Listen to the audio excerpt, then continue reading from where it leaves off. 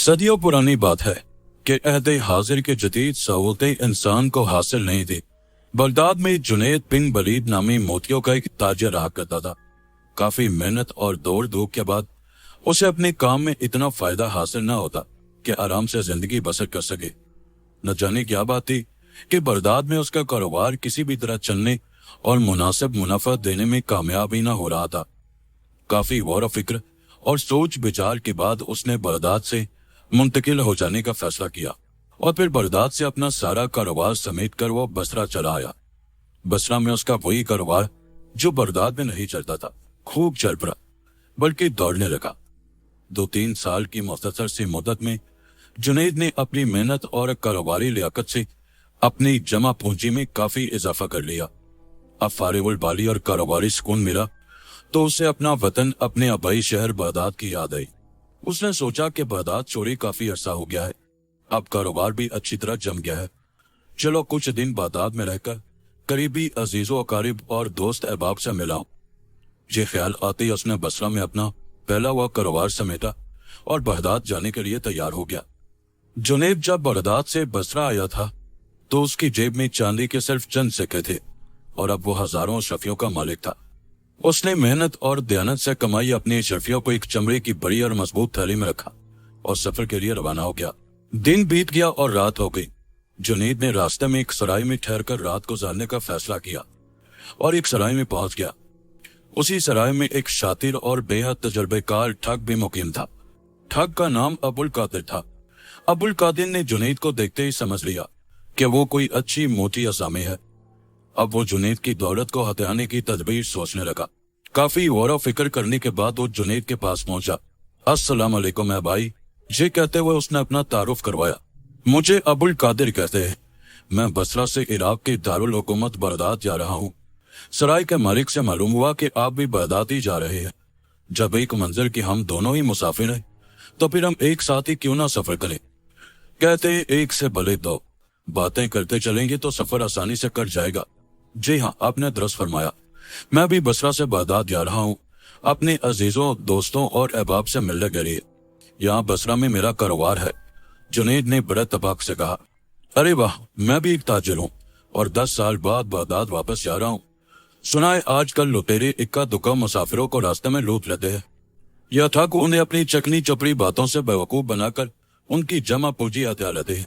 بس اسی خیال سے میں نے آپ کے سامنے یہ تجویز رکھی، اس طرح ہمیں ایک دوسرے کا سہارا رہے گا۔ شاطر ابو القادر بولا۔ اس تجویز پر بھلا جنید کو کیا اعتراض ہو سکتا تھا؟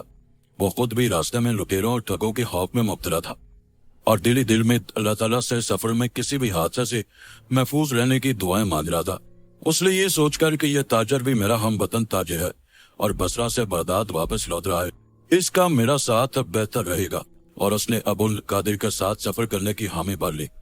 اگلی صبح دونوں نے ساتھ ساتھ بغداد کی طرف جانے والے راستے پر اپنے سفر کا آغاز کیا۔ ابو القادر نے اپنی لچے دار چکنی چپڑی باتوں سے جنید کو اچھی طرح اپنے شیشے میں اتار لیا تھا اور باتوں ہی باتوں میں یہ بات بھی معلوم کر لی تھی کہ اس کے پاس کتنی اشرفیاں ہیں۔ طویل ریگستانی علاقہ طے کرتے ہوئے ایک دن وہ دونوں محفوظ بغداد کے قریب پہنچ گئے۔ ان دنوں بغداد میں باہر سے آنے والوں کے لیے بغداد میں داخلے سے پہلے صرف تاجروں کو ایک ٹیکس کی ادائیگی کرنا لازم ہوتی تھی۔ ابو القادر نے جنید سے کہا، بھائی ہم دونوں بہت محنت سے بصرہ میں رہ کر پائی پائی جوڑ کر یہ اشرفیاں جمع کر کے لا رہے ہیں۔ اگر ہم دونوں ہی خود کو تاجر ظاہر کریں گے تو ہم دونوں کو ٹیکس کی ادائیگی کرنی ہوگی۔ کیوں نہ ہم میں سے ایک تاجر بن کر ٹیکس ادا کرے اور دوسرا عام شہری کی حیثیت سے شہر میں داخل ہو، تو ایک آدمی ٹیکس دینے سے بچ جائے گا۔ جنید ایک سچا، کھرا اور ایماندار تاجر تھا۔ اسے ہمارے پیارے رسول حضرت محمد صلی اللہ علیہ وآلہ وسلم کی تعلیمات یاد تھی۔ وہ معمولی سے بھی معمولی بات میں جھوٹ بولنے سے اپنا دامن بچاتا تھا، مگر جب ابو القادر نے بڑی اپنائیت اور خلوص کا اظہار کرتے ہوئے یہ بات کہی تو اس نے کہا، ٹھیک ہے، میں خود کو تاجر ظاہر کرتے ہوئے پوری ٹیکس کی ادائیگی کروں گا، آپ فکر مند نہ ہو۔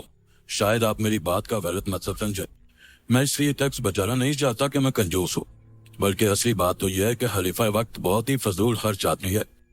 وہ ٹیکس سے حاصل ہونے والا سارا پیسہ غلط کاموں اور ذاتی عیاشی اور آرام پر صرف کرتا ہے، اور یہ ہماری محنت کی کمائی ہے۔ چلیے ٹیکس میں ہی ادا کروں گا، بس آپ میرے ساتھ ساتھ رہیے گا۔ کم از کم ایک بھائی کا پیسہ تو टैक्स के नाम पर खजाने में जाने से महफूज रहेगा। माफ कीजिए, वाकई आपने अच्छा नुक्ता समझाया, मुझे ये बात नहीं मालूम थी। जुनैद ने अफसरदगी का इजहार करते हुए कहा। अब अबुल कातिल ने बड़ी नरमी और अपलायत का इजहार करते हुए जुनैद के शाने पर हाथ रखकर कहा, देखिए जुनैद भाई, आपने मुझे बड़ा भाई कहा है और ये गलत भी नहीं, क्योंकि मेरी उम्र आपकी उम्र से कहीं ज्यादा है। इसलिए बड़ा भाई होने के नाते टैक्स की अदायगी आप नहीं, मैं ही करूंगा। आखिर बड़े होने के नाते यह फर्ज मेरा ही तो है। अबुल कातिल ने ये बात बड़ी अपलायत और नरमी से कही थी और जुनैद को उसकी ये बात माननी ही पड़ी। अब वो दोनों बगदाद के शहर में दाखिल होने वाले दरवाजे के सामने पहुंच गए। जनाब, मैं एक ताजिर हूँ, बसरा से 10 साल बाद बगदाद वापस आया हूँ। मेरे साथ मेरी कमाई की 15,000 अशरफियां हैं और ये मेरा मुलाजिम जुनैद बिन वलीद है। अबुल कादिर ने दरवाजे पर तैनात टैक्स अफसर से कहा, ठीक है, आप 10 अशरफियां बतौर टैक्स अदा करके शहर में दाखिल हो जाए। टैक्स ऑफिसर ने कागज पर हिसाब लगाते हुए कहा, 10 अशरफिया? कहते हुए अबुल कादिर जोर से चीखा, ये जुर्म नहीं है, लूट मचा रखी है तुम लोगों ने। मैं 10 अशरफिया अदा नहीं कर सकता। आप 10 अशरफिया अदा नहीं कर सकते तो टैक्स की अदायगी के बगैर शहर में दाखिल भी नहीं हो सकते। टैक्स ऑफिसर ने नरमी से उसे समझाते हुए कहा, लेकिन इतना भारी टैक्स? जी टैक्स नहीं, आवाम का खून चूसने की बात है। अबुल कादिर ने तीखे से अंदाज में कहा, जनाब ये गलतफहमी है आपकी। हुकूमत तमाम लोगों से कोई टैक्स नहीं लेती, यह सिर्फ ताजिर हजरात पर ही लागू है और इसी रकम से हुकूमत तरक्याती काम करती है, आवाम के लिए फलाही इदारे चलाती है, आवाम को शहरी सहूलतें फराहम करती है। टैक्स ऑफिसर ने फिर समझाने की कोशिश की, अरे तुम तो खलीफा के ही हक में बात करोगे, तुमसे ज्यादा मैं खलीफा को जानता हूँ। वो ताजरों की मेहनत की कमाई टैक्स के नाम पर लूट रहा है। अबुल कादिर ने उसी अंदाज में कहा, खबरदार, अब अगर एक लफ्ज भी खलीफा बट के खिलाफ अपने मुंह से अदा किया तो यह तुम्हारे हक में अच्छा ना होगा। टैक्स ऑफिसर ने गुस्से में तलवार के दस्ते पर हाथ रखते हुए कहा और उसका चेहरा गुस्से में सुर्ख अंगारा हो गया। बात काफी बढ़ गई। जुनैद बिन वलीद ने आगे बढ़कर उन दोनों के दरमियान बीच बचाव कराया और फिर वो अबुल कादिर को लेकर बगदाद शहर में दाखिल हो गया। बसरा जाते वक्त जुनैद अपना घर भी फरोख्त कर गया था, इसलिए नया घर खरीदते वक्त उसे किसी सराय में क़याम करना था। अबुल कादिर की भी कुछ यही कैफियत थी। दोनों बगदाद की एक सराय में ठहर गए। सराय में पहुंचकर अबुल कादिर ने दोनों का सामान कमरे में रखवाया, फिर अपनी जेब से चांदी के 10 सिक्के निकाल कर जुनैद की तरफ बढ़ाते बोला, लो ये रख लो। किस लिए? जुनैद ने हैरान होकर सवाल किया। ये तुम्हारी तनख्वाह है। कैसी तनख्वाह? अरे भाई तुम मेरा मुलाजिम जो। अबुल कादिर ने मुस्कुराते कहा, अच्छा मजाक कर लेते हो। जुनैद हंसते बोला, मैं मजाक नहीं कर रहा हूँ, पूरी तरह संजीदा हूँ। अबुल कादिर ने खुश्क से लहजे में कहा तो जुनैद उसकी तरफ हैरत से देखते का देखता रह गया।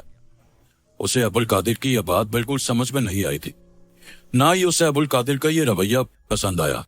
वो उस वक्त किसी बहस में उलझना भी नहीं चाहता था, इसीलिए उसने सोचा अगर अबुल कादिर उसके साथ नहीं रहना चाहता है तो कोई बात नहीं, वो किसी दूसरी सराय में जाकर ठहर जाएगा। वो वहां से अपना सामान उठाकर जाने लगा तो अबुल कादिर ने अशरफियों की थैली उसके हाथ से छीनते हुए कहा, ये मेरी थैली लेकर कहाँ चले? अरे भाई अबुल कादिर, ये क्या हो गया है आपको? आप अच्छी तरह जानते हैं कि ये थैली मेरी है और आप इसे अपना बता रहे हैं। जुनैद हैरत का इजहार करते हुए बोला, मेरी बीवी मुझी से मैं आऊं? मेरा मुलाजिम होकर मुझे ही आकर दिखाता है। अबुल कादिर ने बुर्राते हुए गुस्से में कहा और एक सन्नाटेदार थप्पड़ जुनैद के रुखसार पर जमा दिया। थप्पड़ खाकर जुनैद तो सकते के आलम में ही रह गया। उसकी समझ में नहीं आ रहा था कि अबुल कादिर को अचानक यहाँ पहुंचते ही क्या हो गया है। इधर चीखों पुकार और बेहंगम शोर सुनकर सराय में रहने वाले दूसरे मुसाफिर भी वहां पहुंच गए। अबुल कादिर उन सबको चीख चीख कर बताने लगा। उसने जुनैद की तरफ इशारा करते हुए कहा, ये मेरा मुलाजिम है और अब इसकी नीयत खराब हो गई है। मेरे सामान को अपना सामान और मेरी रकम को अपनी रकम कह रहा है। अब जुनैद समझ गया कि अबुल कादिर की सूरत में उसका वास्ता किसी बहुत ही बड़े शातिर और चालाक ठग से पड़ा है। उसने अपनी सफाई में कहा, हजरात मैं इसका मुलाजिम नहीं, ये ठग है और मुझे मुलाजिम बताकर मेरी कई साल की कमाई पर कब्जा करना चाहता है। जी सुनते ही अबुल कादिर जुनैद के साथ मरने मारने की बातें करने लगा। झगड़ा बढ़ जाने की सूरत में सराय के मालिक ने उन दोनों को काजी के सामने ले जाकर पेश कर दिया। सराय के मालिक से सारी मालूमात हासिल करने के बाद काजी ने कहा, किसी भी फैसले पर पहुंचने के लिए मैं जानना चाहता हूं कि थैले में कितनी अशरफियां है। मैं बताता हूं, जुनैद ने कहा। लेकिन अबुल कादिर यानी उस ठग ने चिफ्ते हुए कहा, نہیں قاضی صاحب، تھیلے میں کتنی اشرفیاں پہلے میں بتاؤں گا۔ اس چرمی تھیلے میں کل، تم بھی ٹھہر جاؤ۔ قاضی نے اپنا ہاتھ فضا میں بلند کرتے ہوئے کہا، میں تم دونوں سے الگ الگ اکیلے میں معلوم کرنا چاہوں گا کہ تھیلے میں کتنی اشرفیاں ہیں۔ قاضی نے یہ بات اس خیال سے کہی تھی کہ تھیلی میں جس کی رقم ہوگی وہی اس کی اصل مالیت اور تعداد بتا سکے گا، دوسرا نہیں۔ قاضی نے الگ الگ دونوں سے اشرفیوں کی تعداد معلوم کی، پھر اپنے معتبر اور خاص شخص سے اس کی تحقیق کروائی تو اشرفیاں دونوں ہی کی بتائی ہوئی تعداد کے مطابق تھی۔ قاضی جس مسئلے کو بہت آسان سمجھ رہا تھا وہ اب بہت الجھ گیا تھا۔ بہت سوچنے کے بعد اس نے کہا، اگر تم دونوں کے پاس تمہاری بات کے سلسلے میں کوئی ثبوت یا کوئی گواہ ہے تو اسے پیش کرو تاکہ اس کی روشنی میں انصاف کیا جا سکے۔ یہ سن کر جنید گہری سوچ میں ڈوب گیا۔ بصرہ یہاں سے بہت دور ہے، اتنی دور سے میں بلا ثبوت اور گواہ کیسے لاؤں گا؟ رہا بغداد، یہاں اس کے عزیز و قریب اور دوست احباب تو تھے، مگر انہیں کیا معلوم کہ میں بصرہ سے 3000 اشرفیہ کما کر لایا ہوں۔ مگر دوسری طرف ابو القادر ثبوت اور گواہ کی بات سن کر خوش ہو گیا۔ اس نے مسکراتے ہوئے قاضی سے کہا، وزیر والا، بغداد میں داخلے کے وقت میں نے ان اشرفیوں پر 10 اشرفیہ بطور سرکاری ٹیکس ادا کیا تھا۔ آپ شہر کے دروازے پر مقرر ٹیکس آفیسر سے میری بات کی تصدیق کر سکتے ہیں کہ ہم میں سے کون مالک ہے اور کون ملازم۔ جی سنتے ہی جنید کے تو ہوش اڑ گئے۔ اس کی آنکھوں کے سامنے اندھیرا سا چھا گیا اور وہ سمجھ گیا کہ اس کا واسطہ ابو القادر کی صورت میں کسی بہت ہی ذہین تک سے پڑا ہے۔ اس سے پہلے کہ وہ کچھ کہتا، بغداد کے داخلہ دروازے پر مقرر ٹیکس افسر دن بھر کا ٹیکس جمع کرانے خود قاضی کے سامنے پہنچ گیا۔ قاضی نے اس سے پوچھا، تم ان دونوں کو جانتے ہو؟ ان میں مالک کون ہے اور ملازم کون؟ جی جناب والا، کیوں نہیں؟ جی کہتے ہوئے ٹیکس آفیسر نے ابو القادر کو مالک اور جنید کو اس کا ملازم بتا دیا۔ تم جو کچھ کہہ رہے ہو اس پر یقین ہے؟ کوئی غلط فہمی تو نہیں ہے تمہیں؟ قاضی نے اطمینان سے پھر سوال کیا۔ جی نہیں جناب والا، میں نے جو کہا ہے وہ اپنے یقین اور پورے اعتماد سے کہا ہے، میں کسی غلط فہمی کا بالکل شکار نہیں۔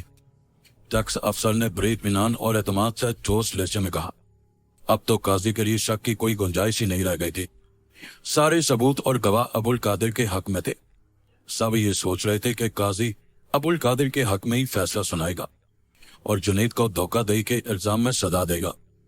اپنے گارے پسینے کی کمائی اس طرح ہاتھ سے نکلتے دیکھ کر جنید کو بے حد افسوس ہو رہا تھا، مگر اتنی بڑی رقم ہاتھ سے نکلنے سے زیادہ اسے اپنی عزت اور ناموس کا زیادہ خیال تھا جو آن کی آن میں تباہ ہو جانے والی تھی۔ اس کے کردار پر دھوکہ دہی کا الزام لگنے والا تھا۔ اسے اپنی زندگی کے کچھ دن بطور سزا جیل میں رہ کر گزارنے پڑیں گے۔ صدمے اور عزت و ناموس پر دھبا لگ جانے کے خیال سے اس کی آنکھیں بھر آئیں۔ وہ دل ہی دل میں سورہ بقرہ کی آیت انا للہ و انا الیہ راجعون کا ورد کرنے لگا۔ اس نے قاضی کو ابو القادر سے ملنے اور اس کے ہم سفر ہونے کی ساری گفتگو تفصیل سے سنائی اور کہا، حضور یہ شخص کوئی تاجر نہیں بلکہ حقیقت میں ایک ٹھگ ہے، تم نے یہ بات پہلے کیوں نہیں بتائی؟ قاضی نے جنید سے سوال کیا۔ جناب علی، ٹیکس کا چوری کرنا قومی اور اخلاقی جرم ہے، اس خوف سے مجھے ٹیکس بچانے کے جرم میں سزا نہ مل جائے یہ بات آپ سے چھپائی۔ جنید نے اصلیت ظاہر کرتے ہوئے کہا۔ یہ سن کر ابو القادر چیخ ہوتا۔ اس نے کہا، حضور اس لیے یہ کہانی بالکل نئی اور جھوٹی گری ہے، یہ لوگوں کی ہمدردیاں حاصل کرنے کے لیے ایسی باتیں کر رہا ہے۔ قاضی بہت ذہین اور حاضر دماغ تھا، وہ اپنے فیصلے میں کوئی جلد بازی نہیں کرنا چاہتا تھا۔ اس نے کچھ سوچتے ہوئے کہا، ٹھیک ہے، میں اس مقدمے کا فیصلہ کل کی عدالت میں سناؤں گا۔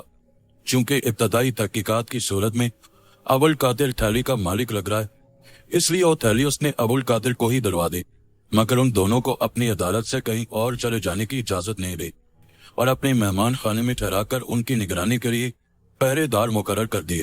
ابو القادر کو اپنی ذہانت سے خوب سوچ سمجھ کر کی گئی سازش پر مکمل اعتماد تھا، جبکہ جنید کو اپنی محنت اور اللہ تعالیٰ کی رحمت پر بھروسہ تھا۔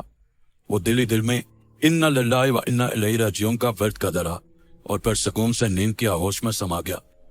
رات اپنا آدھا سفر طے کر چکی تھی کہ ابو القادر جو ابھی تک نہیں سو سکا تھا آج سن کر بستر سے اٹھ بیٹھا۔ اپنے سامنے قاضی صاحب کو دیکھ کر حیرت سے پوچھا، ارے قاضی صاحب آپ؟ قاضی صاحب نے اپنے ہونٹوں پر انگلی رکھ کر اسے خاموش رہنے کا اشارہ کیا اور پھر قریب پہنچ کر سرگوشی کسے انداز میں کہا، میں اس وقت تمہارے پاس بہت ہی ضروری کام سے آیا ہوں، آپ حکم کیجیے جناب علی۔ ابو القادر نے بہت آہستگی سے کہا، تھوڑی دیر پہلے جنید میرے پاس آیا تھا، وہ کہہ رہا تھا کہ اگر آپ میرے حق میں فیصلہ کر دے تو اس تھیلے میں سے 1/3 اشرفیاں یعنی 1000 اشرفیاں وہ مجھے دے دے گا۔ قاضی صاحب نے بڑے رازدارانہ انداز میں کہا۔ تو آپ نے کیا جواب دیا؟ ابو القادر نے پوچھا۔ میں کیا کہتا اس سے؟ اب جو کچھ بھی کہنا ہے وہ تم بتاؤ، میں تو کل ہی عدالت میں فیصلہ سناؤں گا۔ قاضی نے گہری نظروں سے ابو القادر کو دیکھتے ہوئے کہا۔ یہ سن کر لمحے بھر گئی ابو القادر کے چہرے کی رنگت پھیکی پڑ گئی۔ وہ سمجھ گیا کہ قاضی کے دل میں بے ایمانی آ گئی ہے، اسی لیے اس نے آج کا فیصلہ کل کے لیے چھوڑ دیا۔ اگر اس نے جنید کے ہی حق میں فیصلہ دے دیا تو میری اتنے دنوں کی محنت سے سازش کا جال بنا ہوا بیکار جائے گا، سزا اور بدنامی الگ ملے گی۔ اگر وہ اسے آدھی اشرفیوں کی رشوت دے دے تو بھی 1500 اشرفیاں اس کو مل جائیں گی اور اس پر الزام بھی کوئی نہیں لگے گا۔ یہ خیال آتے ہی اس نے قاضی سے کہا، حضور جنید اگر آپ کو 1/3 اشرفیاں دے رہا ہے تو میں آپ کی خدمت میں نصف اشرفیاں دینے کو تیار ہوں، لیکن آپ فیصلہ میرے ہی حق میں کریں۔ ٹھیک ہے، تم ابھی اسی وقت میرے حصے کی نصف اشرفیاں مجھے ادا کر دو اور بے فکر ہو کر سو جا، قاضی نے اسے مطمئن کرتے ہوئے کہا۔ ابو القادر نے اسی وقت تھیلی کا منہ کھول کر 1500 اشرفیاں گنی اور قاضی کے حوالے کر دی۔ قاضی صاحب کے چلے جانے کے بعد ابو القادر بھی نیند کی آغوش میں سما گیا۔ اگلے دن عدالت میں جب دونوں کو قاضی کے سامنے پیش کیا گیا تو جنید کا چہرہ سنجیدہ اور مگر پرسکون تھا، جبکہ ابو القادر کے لبوں پر مسکراہٹ اور آنکھوں میں عجیب سی چمک جھلک رہی تھی۔ قاضی صاحب نے دونوں کے چہروں پر سرسری نظر ڈالی اور پھر ابو القادر سے کہا، ٹھیک ہے، اب تم سب کے سامنے عدالت میں اپنی تھیلی کی اشرفیاں گن کر دکھاؤ۔ قاضی صاحب نے عدالتی کارروائی کا آغاز کرتے ہوئے ابو القادر سے کہا۔ قاضی کی بات سن کر ابو القادر الجھن میں پڑ گیا۔ اس کی سمجھ میں نہیں آ رہا تھا کہ قاضی صاحب سب کے سامنے اشرفیاں گننے کا حکم کیوں دے رہے ہیں۔ اسے سوچ میں ڈوبا دیکھ کر قاضی صاحب نے پھر اپنی بات دہرائی اور کہا، ابو القادر کیا بات ہے، کس سوچ میں گم ہو؟ اپنے قول کے مطابق اپنی تھیلی میں موجود 3000 اشرفیاں سب کے سامنے گن کر دکھاؤ۔ یہ سن کر تو ابو القادر کے ہوش اڑ گئے۔ اس کی تھیلی میں تو صرف 1500 ہی اشرفیاں رہ گئی تھی۔ اب اگر وہ یہ کہتا کہ 3000 میں سے 1500 اشرفیاں قاضی نے لے لی تو اس کی بات پر کوئی بھی ذرا یقین نہیں کرے گا اور قاضی جھوٹ بولنے، غلط بیانی سے کام لینے کے جرم میں اسے سزائی قید سنا دے گا۔ ابو القادر کو خاموش کرا دیکھ کر قاضی صاحب نے اپنے 2 سپاہیوں کو حکم دیا کہ وہ ابو القادر کے ہاتھ سے تھیلی لے کر سب کے سامنے عدالت میں اشرفیاں گنیں۔